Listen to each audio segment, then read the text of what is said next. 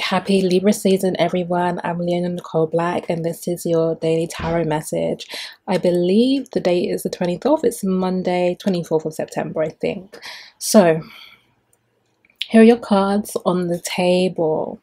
We start out here with the Magician and the Wheel of Fortune in reverse. Both of these cards are major arcana, so they're not related to the day-to-day, but it's actually the cycle that we're moving through, the energy that we're contending with in the moment. And the Magician for me is feeling as though you have, or we have, some thoughts, some ideas, a vision in particular, something that you want to achieve, see come into fruition.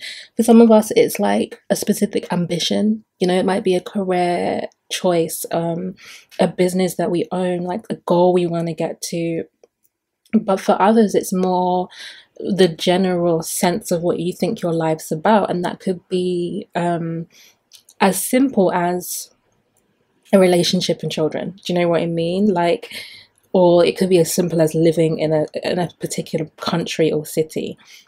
Whatever it is, the Magician says you have a vision. You have a sense of what it is you want to do. And the card also suggests that you also have some means. Now, the means are more internal. The means are in the form of experience, ideas.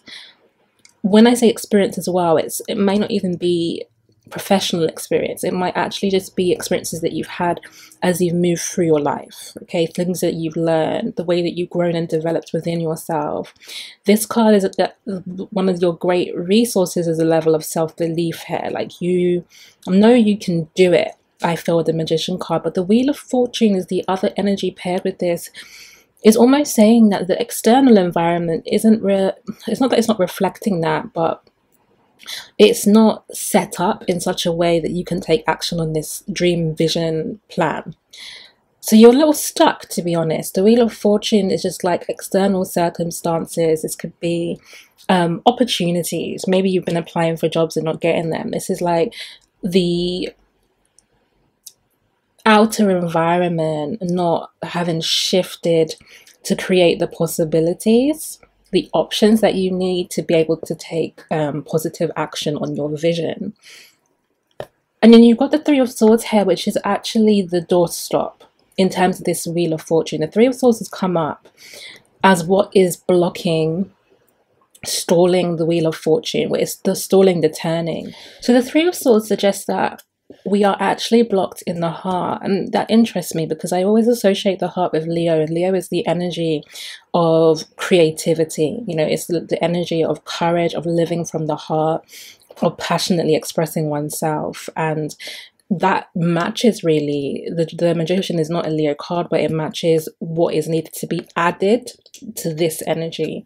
But our hearts are blocks is what this card is saying, and it's saying that the Three of Swords here, it's not really blocked by thoughts. That's an oversimplification of this energy. It's more that our hearts are blocked by beliefs, which is a slightly different thing from a thought. The thought is the active thing. The thought is like you're consciously saying today. The thought would be this. It would be saying, I can't do it, or I feel like it's not ever going to happen.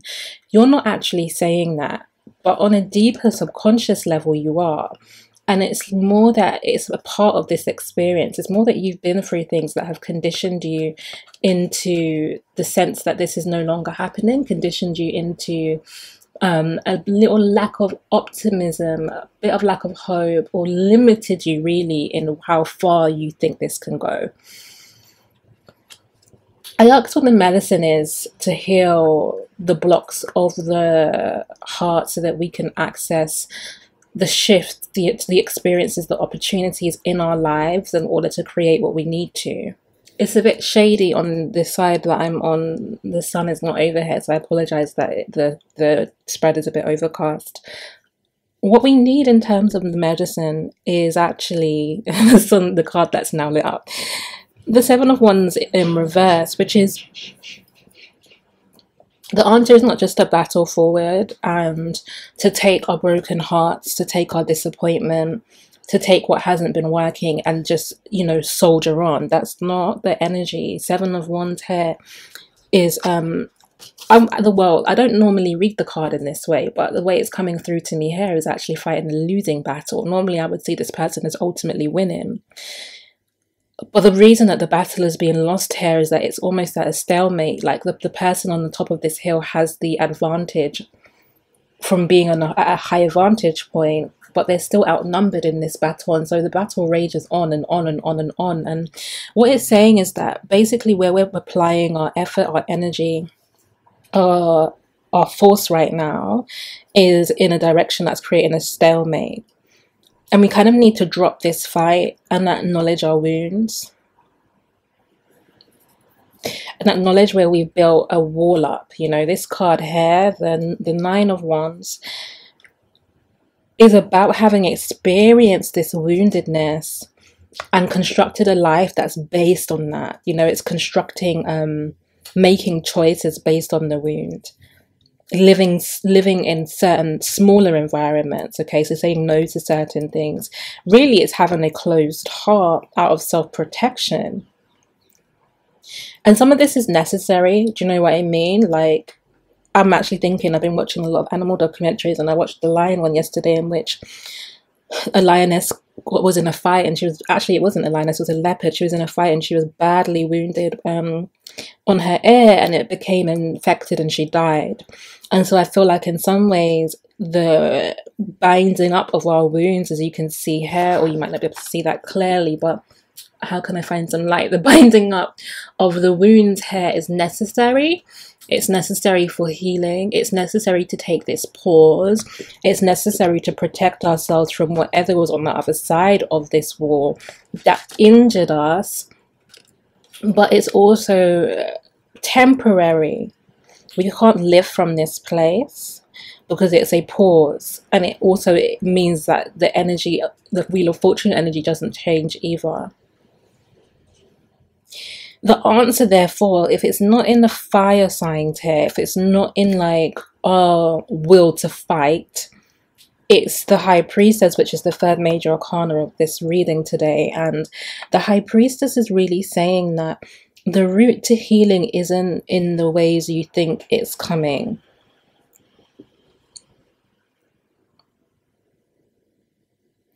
The High Priestess in the context of this reading is about going behind the veil.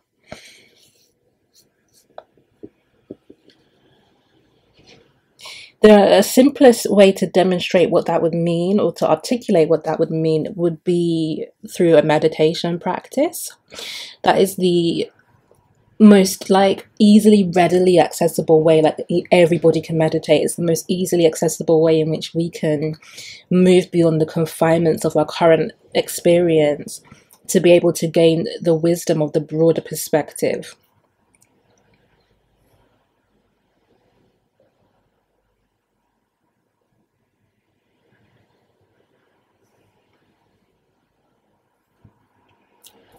The healing in this instance, for me, doesn't seem intentional. The opening of the heart happens, and the heart being the Three of Swords, which is wounded here. The opening of the heart happens through the invocation of the spirit. So what do I mean by that? I mean that by deepening your spiritual practice, by expanding the part of you that is soul based and soul related, you naturally bring in the medicine for the heartache. So some of you would think that this heartache here, if it relates to a relationship, you might believe that the medicine would come through the process of speaking to that person again. And you know, we are in a Venus retrograde shadow. Venus will be retrograding quite soon, and it's very likely that past loves and connections will be cycling back into our lives. And we might think the medicine for these broken hearts is to speak to old people, old relationships, old family members. We might think we need things, we need them to remove these swords. But this reading is actually saying that the wound, binding the wound, healing the heart, releasing the heart to be opened, and to be in the ultimate flow of your life, actually comes from your spiritual practice.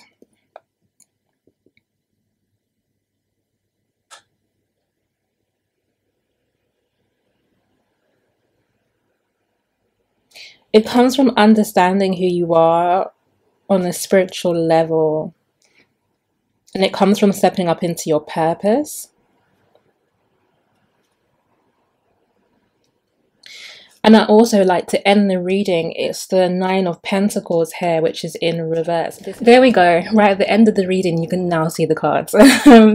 You've got the Nine of Pentacles in reverse here, and this energy is actually the areas of our lives where we're lacking self-esteem, and that lack of self-esteem has come through the wound. But also in reverse, it's saying that self-esteem can't be propped up by the things of the earth sign element, right? So it can't be propped up by work, it can't be propped up by achievement, it can't be propped up by money, it can't be propped up by beauty, hair. Like, it just cannot be solidly made in these foundations. The foundations for the self-esteem required.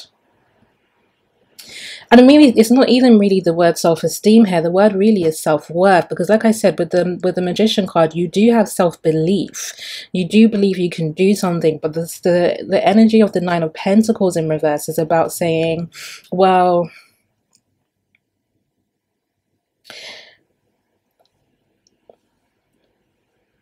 it's matching the intention with the vibration. Okay, so that sounds really abstract. This is kind of like law of attraction stuff. Okay, so it would be, you know, you can have like the mindset, you can believe that you want something, or you can think something on a certain level, but you have to match it on an energetic, emotional level. Like, you have to really believe it on the core basis. So if I keep saying, for example, I want a relationship, but inside I feel unworthy of that, those two things don't match together. And that's kind of what I'm demonstrating here. There are things that we want to do that we believe that we can achieve. Do you know what I mean? Or that there's at least a vision that we see. But in order to have that come into practical reality, earth sign card here, we have to heal the parts of us that feel deeply unworthy of receiving said thing.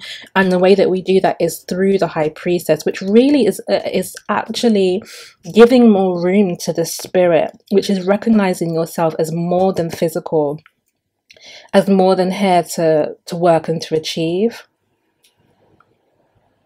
It's knowing that your physical body, the sacred animal, as I like to refer to it as, is a vehicle that is driving a soul, and you have to start living from your soul. Your soul doesn't have any self-esteem issues. It just doesn't. It knows it is infinite. It knows it is deeply worthy. And I guess the concept of this reading as we enter into Libra season is really asking us to expand the parts of ourselves that give room to our soul. To live more from this place, to live more from your intuitive space, to live more from a spiritual perspective. And that could be as simple as, for example, taking up again a charitable service, okay, given to the homeless. Living from the spiritual place is, in one sense, conceptualizing and understanding yourself as a soul within, but it's also living out spiritual practice, okay? So generosity, compassion, hospitality, like starting to shift your value system, value here, to be aligned with your soul, like soulful values. These are the things that will establish better self-esteem for you, better sense of self-worth and value that is rooted in what is infinite. And this will help to heal the woundedness. It will release you from the feelings of unworthiness. For those of you who are suffering with abandonment and rejection in particular, this will really help solve that. And I mean, what a salve, really, how you would put an ointment on a wound is what I mean. It will bring healing and respite to that feeling of rejection. Okay, that's your reading for today. So much love for listening and following. I'm no longer doing one-to-one readings. I did my last one yesterday. But thank you so much to everyone who's worked with me up until now. And I'll be seeing you again soon. Much love.